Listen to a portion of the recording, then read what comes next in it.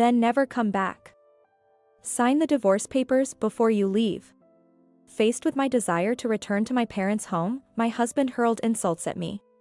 Happily, I signed the divorce papers and finalized the divorce that very day. I wanted to get away from my husband that badly. After filing for divorce, I reunited with my father at my parents' home. I told him about the process of my divorce. My father listened calmly without showing any anger. Then, making a phone call, he stood up and said, "Let's go." I stood up and followed him, getting into the car. Together with my father, I went to take revenge on my ex-husband. My name is Ashley.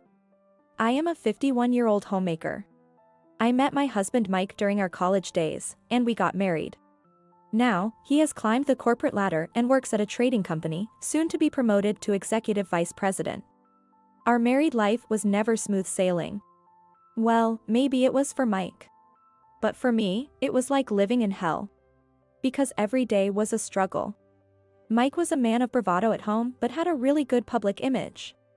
He was constantly praised as the ideal husband by everyone around.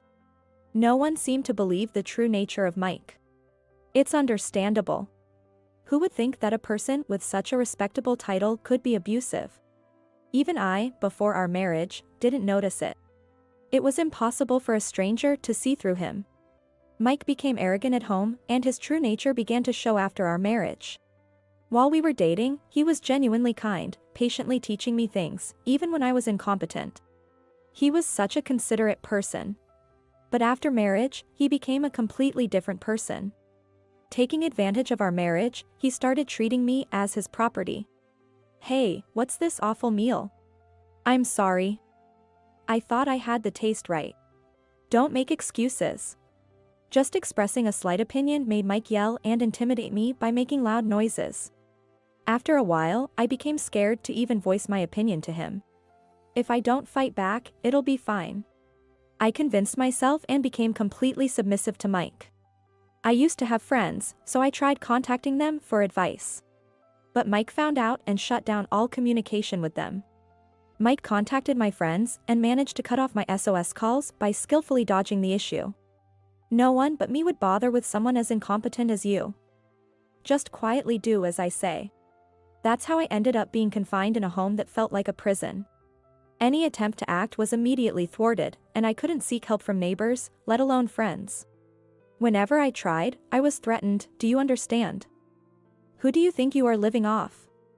If you leave me, how will you survive? Having no one to turn to? But even with those words, I had no way to respond. Mike was right, I had no one to rely on. My mother had passed away, and my father was alive but not someone I could easily turn to. To be precise, I didn't even know where my father was. When I was young, he left my mother and me and went away. I lacked the financial means to live on my own and had no one to rely on. Eventually, I started to think that maybe escaping this situation was impossible. That's the thought that began to consume me. But then, an incident pushed me to my limits. Mike took out his frustration on me after losing in gambling. This unreasonable behavior finally brought me to my breaking point, and I decided to tell him I wanted to go back to my parents' house, where my late mother had lived. "Please, I just want to go back for a little while. I just want to pay respects at my mother's grave." Honestly, I just wanted to get away from Mike for a bit. But I couldn't tell him that truthfully. It's not that I didn't want to pay respects to my mother, but more than anything, I wanted to get out of that house. That was my sole focus. No way. Why would you want to visit someone who's already gone? She's not even there. Stop with this superstitious thinking. There's no need for you to go, Mike said, not even looking at me while reading his financial newspaper. His response left me speechless. He didn't even treat me like a person anymore. I began to think that perhaps it was impossible to continue with him. That was my realization. Then, something snapped inside me. Understood. I replied coldly to Mike's statement, which seemed to irritate him. He frowned and turned his gaze from the newspaper to me. What was that tone? Do you think it's okay to speak to me like that? I don't care. I no longer think of you as a person. What did you say? At that point, I didn't care what he did to me. Whatever happened to me didn't matter anymore. If it meant I could go to my mother, that was fine. I must have been prepared to end everything. That's why, with newfound courage, I faced Mike's menacing approach without flinching and stared him down. Inside, I was terrified. It was almost my first act of defiance. It's natural to instinctively fear someone whose actions are unpredictable. But I wouldn't lose. I was determined never to be under Mike's control again. I will be going back to my parents' house. I met Mike's glaring eyes without looking away, maintaining a straight and steady gaze. I acted bravely, determined not to let him see my fear. Mike was infuriated. He slammed the financial newspaper on the table and pulled out a sheet of paper from a shelf containing his work documents. Then never come back. Sign the divorce papers before you leave. He shouted, revealing his anger, and thrust the divorce papers at me. He probably thought I would panic. But that was far from the case. In fact, it was a moment of joy. I was so happy inside that I almost jumped for joy. But I couldn't let him realize that. This was the moment I had longed for. Finally, I would be free. Keeping a poker face, I simply said, "Understood." Then, taking the divorce papers, I immediately signed them and insisted that Mike sign as well. Mike was taken aback by this turn of events, visibly unsettled. He probably thought I would desperately cling to him and beg if he handed me the divorce papers. But that didn't happen. It was the turn of events I had been waiting for. There was no way I would regret this choice. I was jubilant. Thus, our marriage came to an end, and the divorce was finalized that day. Immediately after the divorce papers were processed, I flew back to my parents' home. The house, which had become desolate since my mother's passing, was dusty and in a state too harsh for living. It's going to be hard to get this place in order today. I sighed, standing in front of the house, when suddenly I heard the sound of luggage dropping behind me.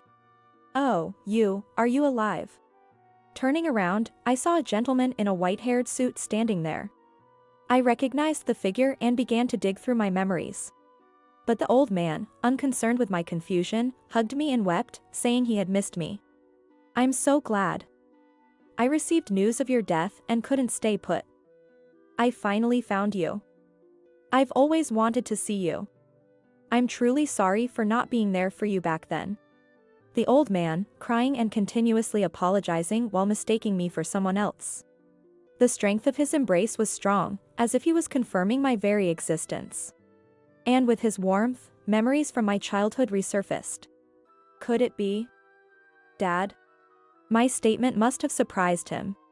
The old man jerked slightly and slowly pulled away from me. Then, with tears still on his cheeks, he stared intently at my face. "Could it be, are you Ashley?" The old man muttered, looking over my face and body, as if confirming his thoughts. I didn't remember his voice or face, but the sensation of his embrace and his scent. Instinctively, I realized he was my real father, Brian. "It is you. Dad, I've always wanted to see you." The moment I recognized him as my real father, I hugged him again. I had only known his name all this time, not knowing his whereabouts. My mother had firmly refused to tell me his surname, making it impossible to find any clues about my father. "Ashley. I'm glad you're well." My father, who realized I wasn't my mother, was momentarily unsettled but then embraced me back, accepting me. "Somewhat. I'm relieved to see you looking well, too, Dad. I'm sorry. I left you and your mother, and During the war, my father, the heir to a wealthy family, had eloped with my mother and raised me. They had managed to escape to a remote countryside unknown to anyone, but my father, due to his status, was eventually taken back home by my grandparents before I was old enough to remember. Mom always cared about you, Dad." "Really?" When I was young, I once asked my mother, "Mom, don't you hate Dad?" "Why would you say that?" "Because he left you and went away. Leaving Mom behind, that's sad." As I spoke, puffing my cheeks, my mother gently stroked my head and smiled. "Ashley, I'm not alone." "What do you mean?" "Dad gave me you, didn't he? It's not Dad's fault. If there's someone to blame, maybe it's the times. While looking at the garden from the porch, my mother smiled sadly. If it were nowadays, we might still be together. That's what I believe. So, Ashley, if I can meet Dad in the next life, I want to be with him properly as husband and wife. My mother smiled shyly as she said this. Even as a child, I was touched by how deeply my mother loved my father and still thought of only him. When I told my father this, he collapsed on the spot, rubbing his head on the ground and crying. Me too. I've always wanted to see you again, Dad. I gently patted his back until he finished crying. After crying until his tears and voice dried up, my father raised his head and smiled with swollen eyes. I'm sorry for showing such a pathetic sight at our long-awaited reunion. Don't worry about it. Seeing you here and Mom not showing up, she's passed away, hasn't she? My father regained his composure and surmised the situation about my mother, murmuring as if realizing something. I nodded slightly and led my father to the family altar, where we paid respects to my mother for the first time in a long time. Finally, I've come to see you. I'm back. As I prayed in front of the altar, I felt as if my mother was smiling and welcoming me back. I just felt it. As my father and I were catching up, he noticed the ring on the ring finger of my left hand. By the way, have you gotten married? I had almost forgotten about the symbol of love with Mike. The ring, which now felt more like handcuffs, made me feel disgusted, and I took it off in front of my father while answering. But I just got divorced. Divorce? Did something happen? My father asked, looking worried. I hesitated, wondering if I should tell him the truth. There was no guarantee that he would believe me. He might even take Mike's side and suggest I go back and try to mend the marriage.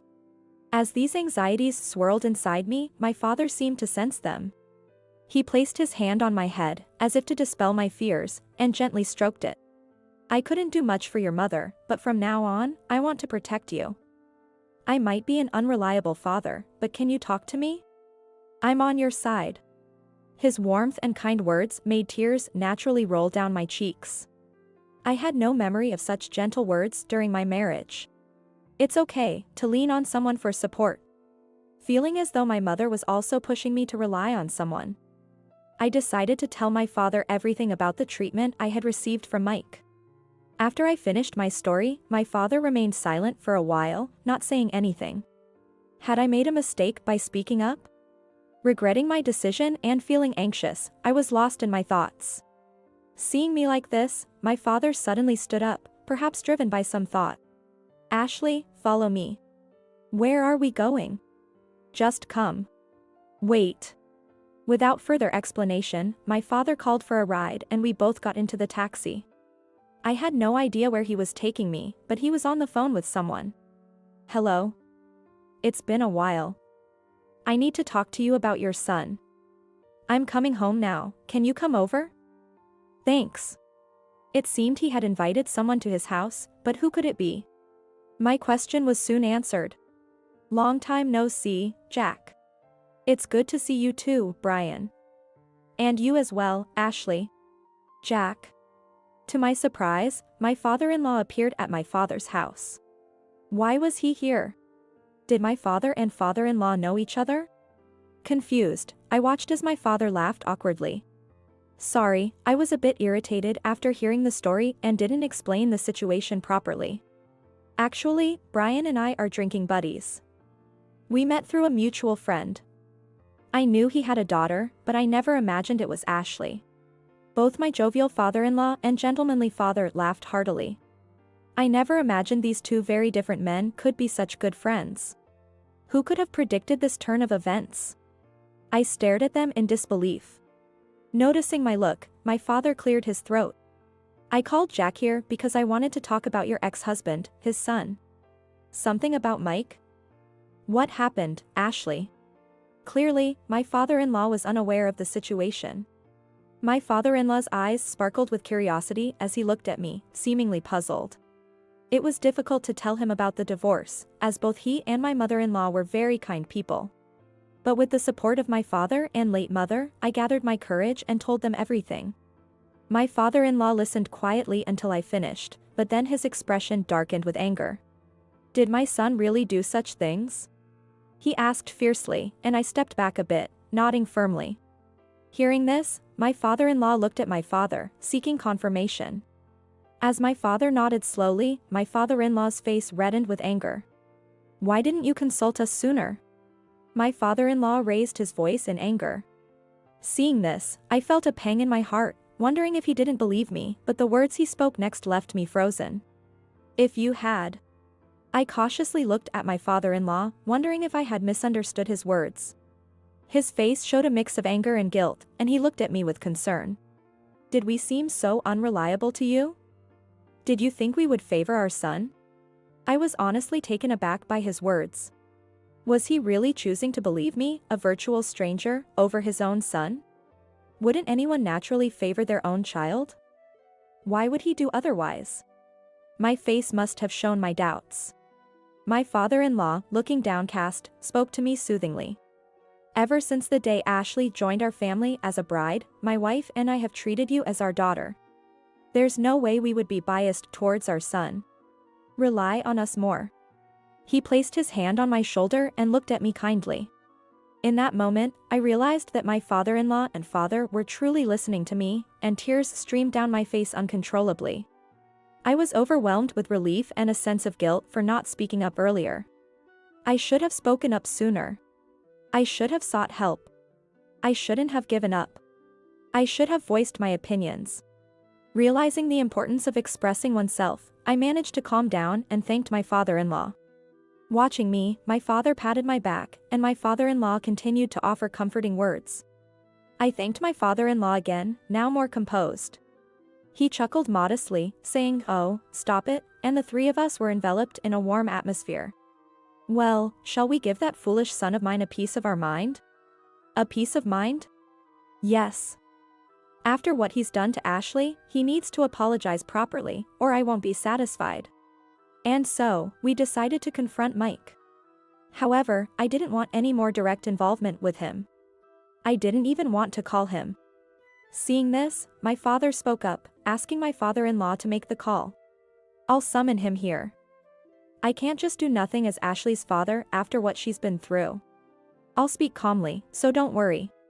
As if reading my mind and alleviating my concerns, my father smiled kindly at me. Jack, could you please call Mike? As soon as my father made this request, my father-in-law immediately called Mike and handed the phone to my father. Hello, nice to meet you. Ashley has always been under your care. Mike must have been suspicious, suddenly speaking to a stranger. From the other end of the phone, a doubtful voice came. Who are you? I need to talk to you about Ashley. Please come to my house immediately. Huh? Why should I bother going to some stranger's house? Even though the phone wasn't on speaker, his voice was loud. He was practically shouting. What a way to speak to someone he's never met. Mike's rudeness disgusted me. Just come. Understood? I was a little surprised. My father, usually gentle, was speaking in a firm and stern tone, unusual for him. Mike must have sensed it, too. From the other end of the phone, I could sense his hesitation. My father simply said that one sentence, then abruptly ended the call and handed the mobile phone back to my father-in-law. Shortly after, my mobile phone was bombarded with frantic calls from Mike. You don't need to answer it. We're going to see him soon anyway. Just ignore it.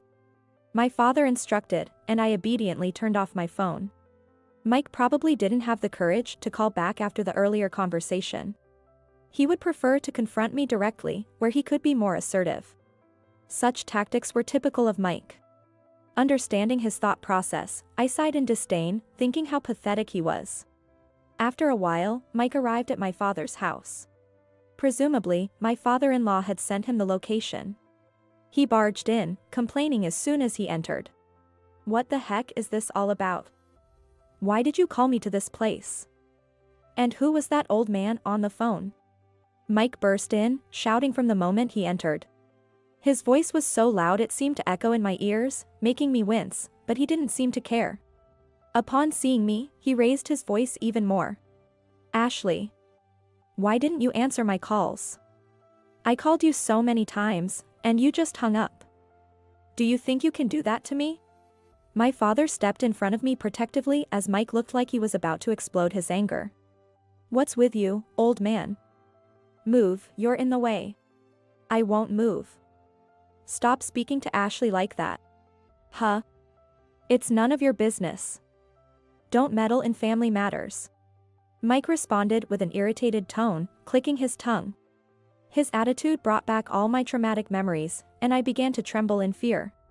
Trying not to show my fear, I hugged myself, but my father-in-law reassured me with a gentle touch on my back. His support helped me regain some composure, and I watched my father confront Mike without flinching. "Nice to meet you. I'm Ashley's father." "Huh? Father? Ashley doesn't have a dad." Mike looked at my father with suspicion rather than surprise. He had assumed my father was dead since I never talked about him. His dismissive attitude made my anger rise. "I am indeed her father. Would you like me to bring a family register to prove it? A quick check will confirm that Ashley is my daughter." "Fine. So what was the phone call? What do I have to apologize for?" My father, standing firm and unafraid to confront Mike, seemed so strong and reliable. I felt reassured by his presence. "What's with your attitude, young man? Don't you have something to say to me?" My father-in-law was seething with anger. My father-in-law frowned and glared at Mike, speaking with an intimidating tone. His presence emanating from his tall, imposing figure was so intense that, even though I wasn't the one being addressed, I felt like cowering. "Huh, something I need to talk about." Mike looked completely scared, reeling back as if he had been confronted by a snake. "What have you been doing to Ashley all this time?" "Nothing. I was just taking care of naive Ashley, that's all." "Don't lie." Mike, in fact, was terrible at handling being scolded. People like him, who think they're always right, find it hard to be lectured by others. My father-in-law's incredulous response to Mike's absurd claim made him roar and almost shove Mike against the wall with his thunderous voice.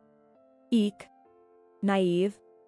You're the one who's utterly clueless about the real world, strutting around and bossing others. Shame on you."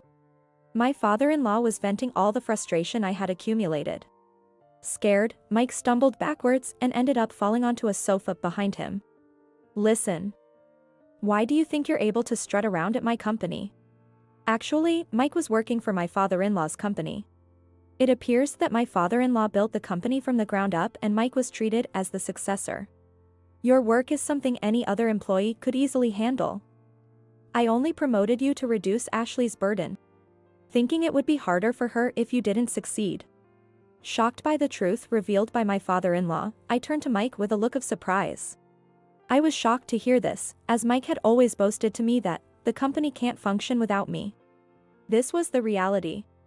I couldn't believe I had married such a pitiful person. Watching Mike, it felt like he was shrinking before my eyes.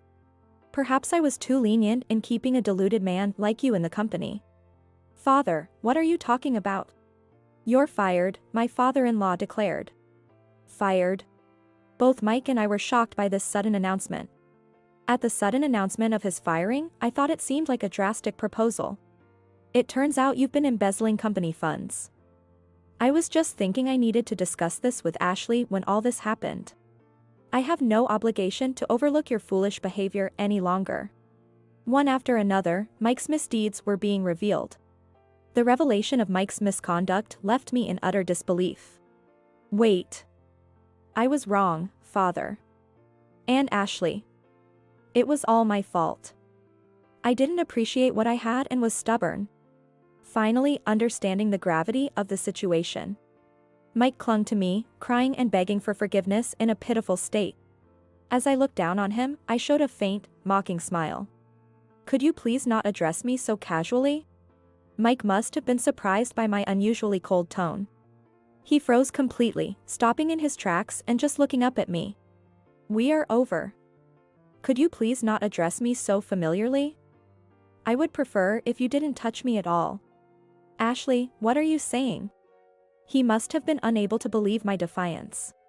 This was the first time I had reacted this way, after living in fear of Mike for so long. His shock at my response, like a pet dog being bitten back by its owner, was almost comical. Unable to contain myself, I let out a laugh. "Oh, you didn't hear me? Shall I say it again?" I leaned down next to a cowering Mike and whispered coldly in his ear. "Just the sight of you disgusts me. Please disappear from my sight." As I let out all the resentment and bitterness of the past in that one statement, I walked away from Mike. As I left him, Mike's face drained of color, looking as if he was seeing a nightmare. The following events happened quickly. Mike, like an empty shell, was taken away by my father-in-law and thoroughly reprimanded upon returning home.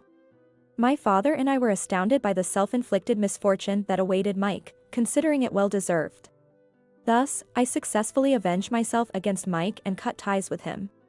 I hired a lawyer to fight for a substantial alimony in the divorce settlement. I had actually documented all the emotional abuse I suffered in a diary and handed over the audio recordings I had made for such a moment. Mike approached the lawyer, asking to settle things directly with me, but I firmly refused. I never wanted to see his face again. I made this clear through the lawyer, ensuring I would not have to face him. According to the lawyer, it was very likely that I would win the court case, which allowed me to look forward to enjoying the rest of my life. My father-in-law fired Mike for embezzlement and cut all ties with him. Mike reportedly begged for forgiveness, but he was turned away right at the door. My father-in-law did not care to listen any longer. After that, I decided to live with my father. We continued to maintain a relationship with my father-in-law's family, now closer than during my marriage. At first, I was hesitant about living with my dad. I thought it might be strange to rely on my father since I'm already an adult.